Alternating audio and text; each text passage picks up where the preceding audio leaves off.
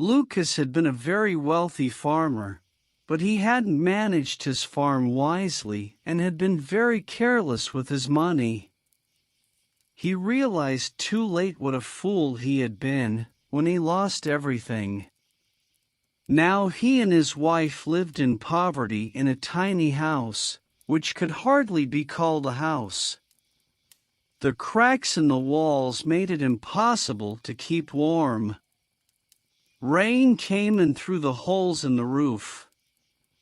Their life was a constant struggle. They had always prayed for a child, but during their years of wealth God had never listened. Now they were poor and had nothing, and his wife gave birth to a baby daughter. "Oh, what are we going to do?" his wife cried.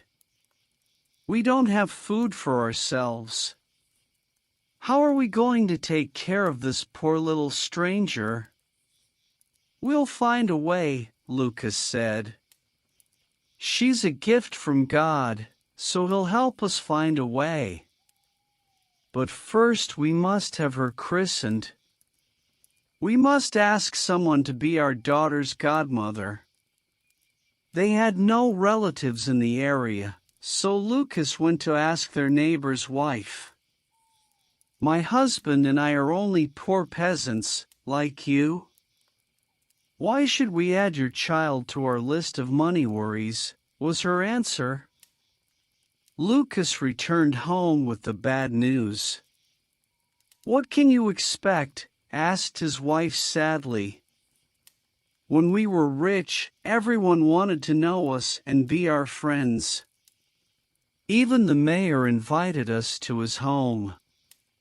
But now we have nothing, and not even a poor peasant woman will help us." She was very worried about their little baby. Winter was almost at its end, but it was still very cold. At night the earth froze, and in the morning the houses and trees were covered in snow. They had no clothes for their child, only old bits of cloth. And her bed was the cold, hard ground. Lukas's wife kissed their baby and cried, "My poor darling. My poor little darling." Then suddenly a happy thought came to her. She told Lukas to go and ask the mayor's wife to be their child's godmother. She was godmother to the mayor's child and was certain that the mayor's wife would do the same for them. Lukas didn't feel so certain, but he went to ask her. With a heavy heart, Lukas walked past the fields and farm buildings that used to be his. He arrived at the mayor's house and gave his wife's good wishes to the mayor's wife. He then asked if she would be godmother to their child. "You know how hard things are at the moment," she answered. "Everyone's struggling. I can't afford to help someone as poor as you. Why are you asking me, anyway? Isn't there someone else you could ask?" "Well, my wife is godmother to your child," he answered simply. "Oh, I see. So this is a debt that I have to repay, is it?" was her angry reply. "Is that the only reason your wife agreed to be our child's godmother? And tell me, what help is your wife to our child now, when you have nothing? How dare you come to my home and insult me like this? I wouldn't be your child's godmother if you paid me in gold." Lukas left in tears. When he got home, he described what had happened at the mayor's house. His wife was desperately unhappy, but he told her not to be discouraged. He was going to take their child to the christening himself and ask the first person he met on the road to be her godmother. His wife, crying, wrapped their child in an old blanket to protect her from the winter winds, and put her in her father's arms. Lukas dressed as warmly as he could and started on his journey. He carried his baby sadly but proudly along the road. After several hours he saw an old woman, dressed in old, torn, dirty clothes, walking very slowly on her old, bent legs. He hesitated for a moment and then walked up to her, explained their situation, and asked her if she would be godmother to their baby. The old woman smiled warmly, took the tiny baby in her arms and said, "Yes, of course I will. It will be an honor to be godmother to such a sweet little baby, whose father loves her so much." They continued together to the church. The priest was just getting ready to leave when his assistant hurried up to him and whispered that some people were arriving. "Oh no," said the priest, who wanted to get home for his supper. "Who is it and what do they want at this late hour?" "It's only Lukas," answered his assistant. "You know, the one who lost everything. He's as poor as the poorest peasant now." As they approached the church, the godmother saw that the assistant was whispering something unkind to the priest. So, as they entered, she pulled from her old dress a golden ducat and pressed it into the priest's hand. The priest was amazed. He looked at the ducat, then at the old woman in her torn clothes. He then quickly whispered to his assistant to prepare for the baby's christening. The christening ceremony that followed was suitable for the wealthiest of merchants.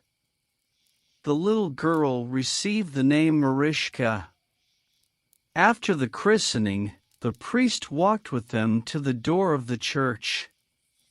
His assistant walked with them all the way to the gate, hoping for a nice reward. The old woman gave him a golden ducat, which he received gratefully. When Lukas and the old woman reached the place where they had first met, she handed the baby to him.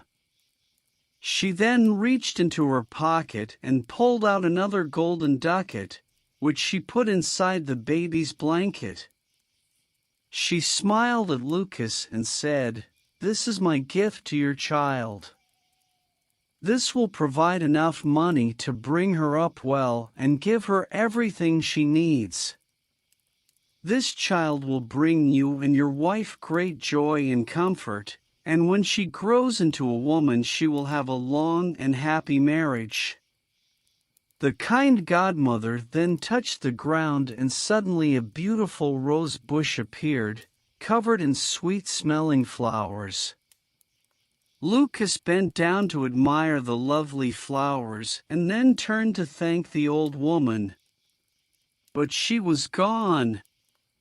He was amazed and confused. "Goodbye," he called. "Thank you, kind godmother." He stood there, holding little Marishka, looking all around him. He would probably have stood there for hours if Marishka hadn't started crying for her supper. So he began walking, and as he walked he thought about all the wonderful things that had happened to him that day.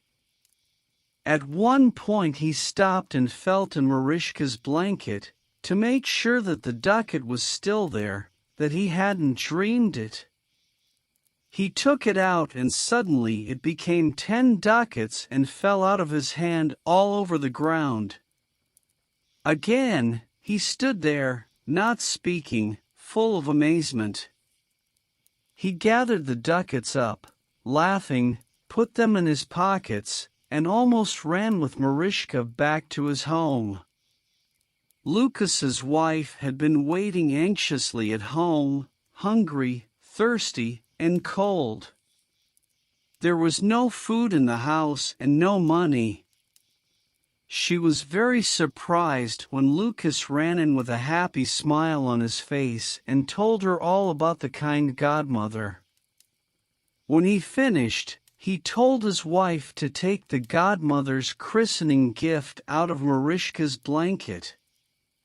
The wife reached in and pulled out the ducat.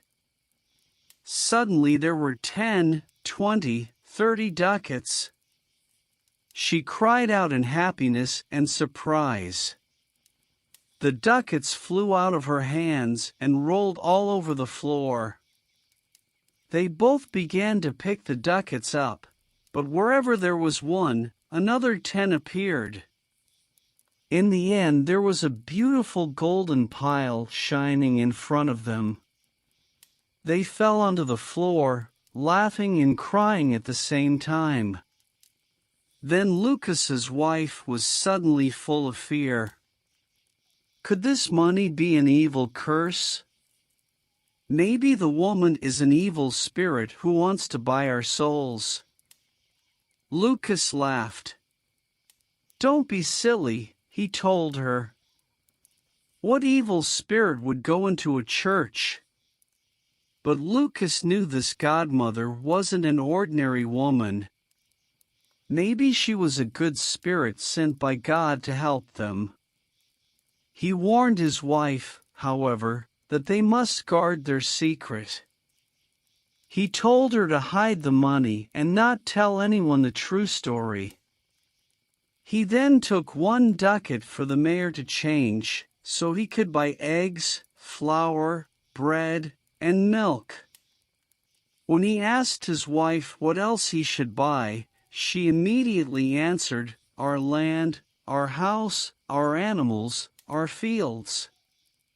Tomorrow morning. Lukas replied happily. Then his wife became very serious and said, but Lukas, please manage them more carefully this time. Lukas took her in his arms and told her quietly, I promise to do this for you and our child. I've been very silly and caused us much unhappiness and worry. But I've learned my lesson. Please believe me. He then left to get their supplies. While he was out, his wife sat holding her baby and dreaming happily about their future. After some time, Lukas returned with the mayor's servant, who was carrying buckets of fresh milk, a basket of eggs, and some wonderful cakes. The mayor's wife sends her good wishes to you both, and has sent me to help you in any way I can, the servant told her. Lukas's wife thanked her and watched as the servant then began preparing a fine soup for them on the fire. Lukas had also bought 3 soft feather beds, which he put by the fire. The next day Lukas went to buy back their farm. The mayor's wife was extremely curious to know how Lukas and his wife had become wealthy again since his visit to their house the day before. So while Lukas was out, she visited his wife and asked questions. But Lukas's wife didn't give away their secret. She just told her that Marishka's godmother had very kindly given them enough money to help them start again. After the mayor's wife left, Lukas's wife sat by the fire, thinking about their kind godmother. She thanked her for giving them a second chance in life. Lukas did buy back all their property, and this time he managed it wisely. He built handsome, solid farm buildings and a beautiful house for his family. He bought the very best animals, and in the fall his fields were full of healthy golden wheat and corn. His farm became the best in the region.